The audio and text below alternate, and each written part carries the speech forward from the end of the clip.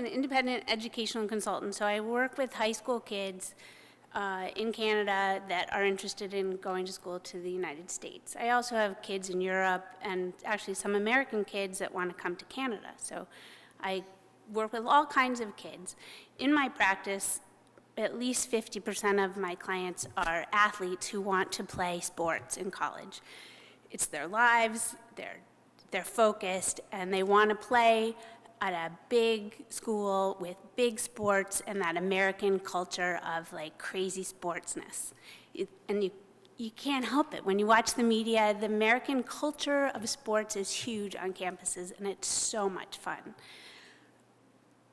That being said, there are a number of ways that kids can play sports in college and get a great education. So the NCAA, if you watch basketball or football or any of those sports, is the big dream for lots of kids.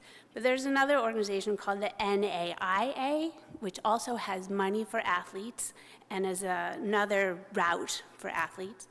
And then there are junior colleges where kids can go and play 2 years at a junior college and then hopefully transfer into, that's the plan, into a Division I NCAA school. There are club teams on every single campus in the United States where kids can play. You try out for a club, and then you play against other university club teams. It's more chill, but still can be at a higher level.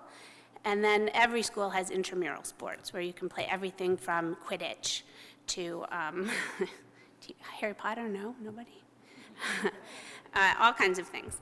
So I'm really here to tell you about the NCAA, but just so you know, I don't work for the NCAA, I just work with them sometimes.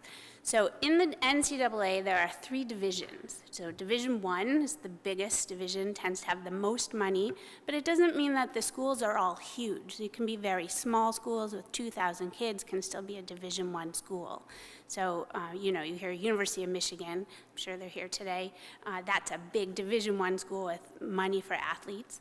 And then there are Division II schools that are also have money for athletes, so they have athletic scholarships, and then Division III schools in the NCAA do not have money for athletes, so they do not give athletic scholarships.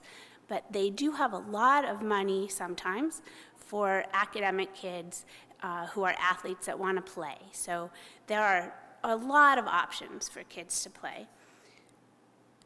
In the NCAA, Division I, there are 346 colleges and universities that have teams. Average number of teams is about 18. In Division II, there are about 300 colleges and universities that have athletic teams. And then in Division III, there are about 450 schools. So it doesn't mean that Division III is smaller. It's kind of an untapped gold mine. They tend to recruit later, because they don't have big athletic budgets, they tend to, if your kid is interested in playing Division I and things don't seem to be rolling along, they tend to recruit a little later. And most of my kids, I really work at helping them self-recruit. So, as a Canadian student, a Canadian athlete, your kids are not being seen in Texas if they're baseball players. So they have to contact those coaches. It's easiest to self-recruit at a Division III school, essentially.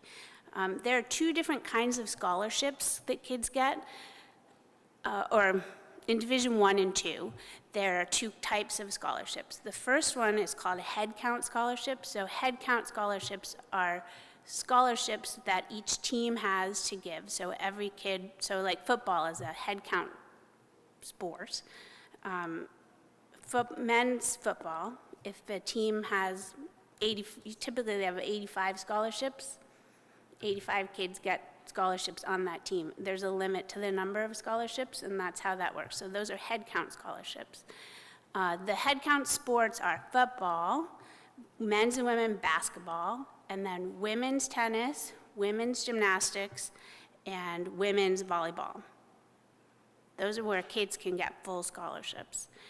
The other type of scholarship that Division I and Division II schools offer are called equivalency scholarships. this is kind of a simple example, but if a team has 30 scholarships to give in an equivalency sport, if there's 30 kids on the team and they have 15 scholarships, they will divide up those scholarships so you could get a half a scholarship or a quarter. So every kid on the team, depending on their worth and the budget of that coach, can get a partial scholarship. So that's what an equivalency sport is called. Okay, you with me? Yes, okay. One thing that I would highly recommend as high school guidance counselors is to go to the Eligibility Center for the NCAA. So just Google NCAA Eligibility Center. They have an excellent newsletter for high school guidance counselors where you can get the information that you need to help your students. High school students in grade 11 need to register at the Eligibility Center if they want to play Division I and II sports. For Division III, they do not have to be registered to be eligible to play. There are a number of regulations and rules. It's a little confusing, but if you go to their website as a high school guidance counselor, you can get that information. For example, there are 16 core courses that a high school student has to have by the time that they graduate, and so you need to make sure that your athletes are hitting all of those requirements. They have to have a GPA of 2.3, and so it'll help you convert our percentages to those GPA averages that a kid needs. And also there's a sliding scale. So if you have a student with very high grades, their SAT or ACT scores can be on the lower side, but if their high school grades are very low, they need much higher scores on the SAT or ACT, and you can find that sliding scale right on their website. So one thing you should know is every kid thinks that they're going to go on to play professional sports. Some people actually do that, but it's very rare. About 2% of college athletes actually go on to become professional athletes.